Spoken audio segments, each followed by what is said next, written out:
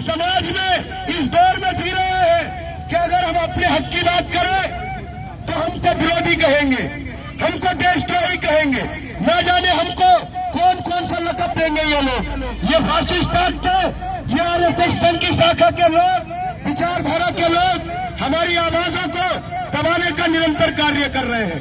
चाहे मसला देश के मुद्दों पर जो लोग लड़ाई लड़ रहे हैं, चाहे सदन के अंदर हो या सदन के बाहर हो, अगर जो लोग इनकी गलत नीति का, गलत विचारों का अगर विरोध करते हैं तो उनकी आवाज को दबा दिया जाता है, उनको प्रताड़ित किया जाता है, उनको जेलों में डाल दिया जाता है, उनको निलंबन कर दिया जाता है। ये सिलसिला हमें ज्यादा दिन नहीं चलने देना है। देखिए, जो हक की लड़ाई होती है उस लड़ाई में किसी को निमंत्रण नहीं भेजा जाता। हक की लड़ाई के लिए हमें खुद आगे आना पड़ता है। आज हम सोचते हैं कि उसके ऊपर हुआ। देखिए, आपने सुना होगा जो दिल्ली यूनिवर्सिटी के अंदर डीयू में एक प्रोफेसर है, हमारी बहन डॉक्टर रितु, जो क्या कसूर था उनका कि वो बाबा साहब के विचार को आगे बढ़ाती थी, बच्चों को अच्छी शिक्षा देने का काम करती थी, समाज को और लोगों को जागरूक करने का काम करती थी। इन मनुवादी लोगों की सोच के विरुद्ध वो फिर भी बाबा साहब अम्बेडकर के संविधान को आगे बढ़ाती थी। एक प्रोफेसर है वहां जिसका नाम है, प्रिंसिपल है सविता रॉय, उसने उनको जाति सूचक शब्द कहे, उन्हें उनके खिलाफ एक बहुत षड्यंत्र रचकर 32 स्टूडेंटों से जो इस कॉलेज के भी नहीं थे, फर्जी तरीके से उनके खिलाफ एप्लीकेशन दिया और उसको निष्कासन कर दिया। उन्होंने कहा कि रितु तुम कल से कॉलेज मत आना। रितु ने पूछा ऐसा क्या हुआ, तो वो कहती है कि आप माइनॉरिटीज के मुद्दों को उठाती हो, आप दलितों की आवाज को उठाती हो, आप अंग्रेजी बोलती हो, आप इतनी पीएचडी करने के बाद इतनी काबिल हो गई, अगर आप हमारे नीचे काम करोगी तो हमारी सुनना पड़ेगी, हमारे लिए दब के रहना पड़ेगा। लेकिन बाबा साहब ने एक बात कही थी कि शिक्षा वो शेरनी का दूध है, जो पीता है वो शेर की तरह दहाड़ता है।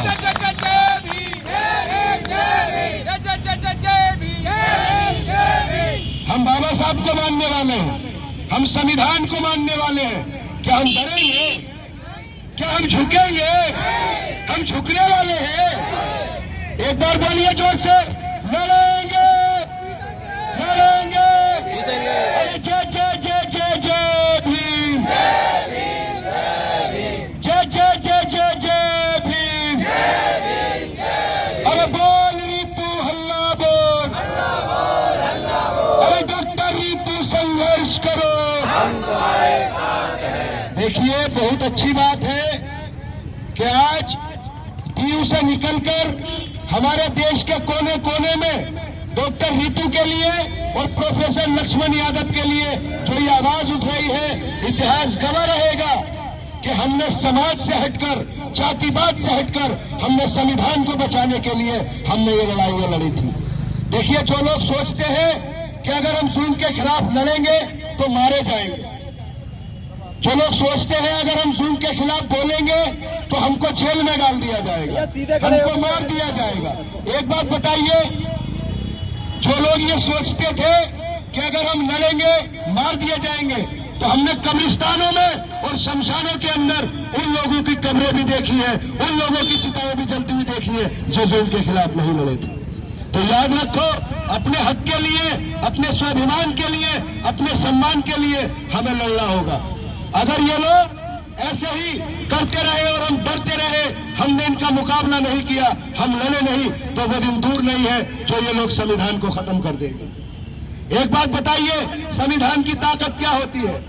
संविधान ने ऊंचा नीचा भेदभाव ये सब खत्म किया।